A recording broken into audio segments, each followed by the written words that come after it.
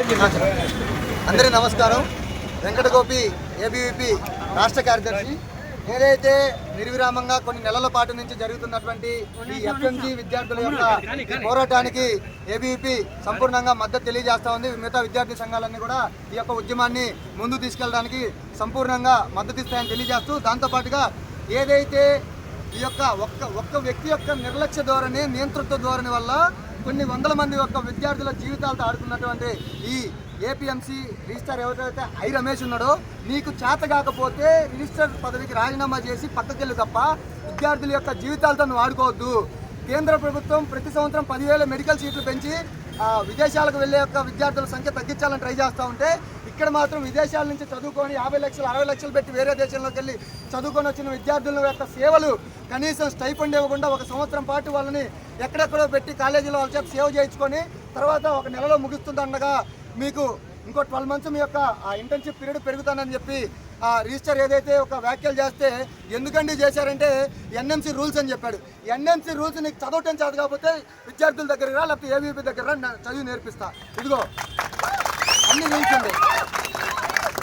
అతను చెప్పినటువంటి ఇక్కడ ఏదైతే ఎన్ఎంసీ ఇచ్చినటువంటి 7th జూన్ 2024లో ఇచ్చినటువంటి సర్క్యులర్ని ఆధారంగా చేసుకొని మాట్లాడుతున్నటువంటి రిజిస్టర్ గారు, నీ కళ్ళు కనిపించట్లేదా? అదే తర్వాత 6వ నెల 19వ తారీఖు 2024లో ఏదైతే విద్యార్థులు చివరి సంవత్సరాన్ని క్లినికల్స్ని, వాళ్ళ యొక్క ప్రాక్టికల్స్ని మళ్ళీ ఎక్కడైతే స్వదేశం ఎక్కడైతే వీళ్ళు చదువుతున్నారో అక్కడికి వెళ్ళి కంప్లీట్ చేసిన ప్రతి విద్యార్థికి 1 సంవత్సరం 12 నెలలే వాళ్ళ యొక్క ఇంటర్న్షిప్ పీరియడ్ చేయాలని అలర్ట్మెంట్లో ఆర్డర్లో ఇచ్చినట్టు ప్రకారమే వాళ్ళని రిలీవ్ చేసేసి పిఆర్ సబ్మిట్ చేయమని 19వ తారీఖు 6వ నెల 2024 ఎన్ఎంసీ రూలు మీకు పంపించింది.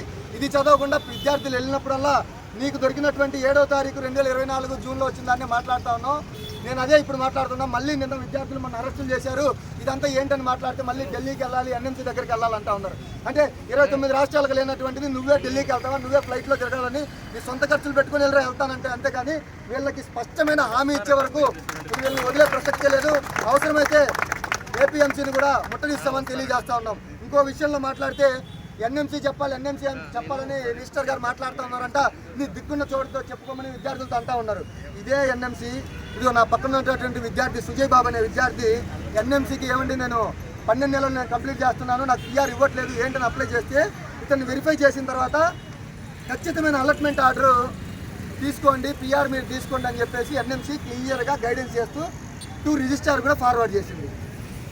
ఏప్రిల్ 2025 రీసెంట్గా వచ్చిన దానిలో ఈ బాబుకి పిఆర్ ఇవ్వమని అలర్ట్ చేస్తే చైర్మన్ ఒప్పుకున్నాడు, వైస్ చైర్మన్ ఒప్పుకున్నాడు, ఏపీఎంసీ యొక్క వైస్ చైర్మన్ ఒప్పుకున్నాడు. కానీ రిజిస్ట్రార్ దీన్ని ఆపుతా ఉన్నాడు. ఎందుకండి అంటే నాకు ఎన్ఎంసీ రూల్స్ అర్థం కాలేదని మాట్లాడుతున్నాడు. అర్థం కాకపోతే నీకు సీట్లు ఎందుకు?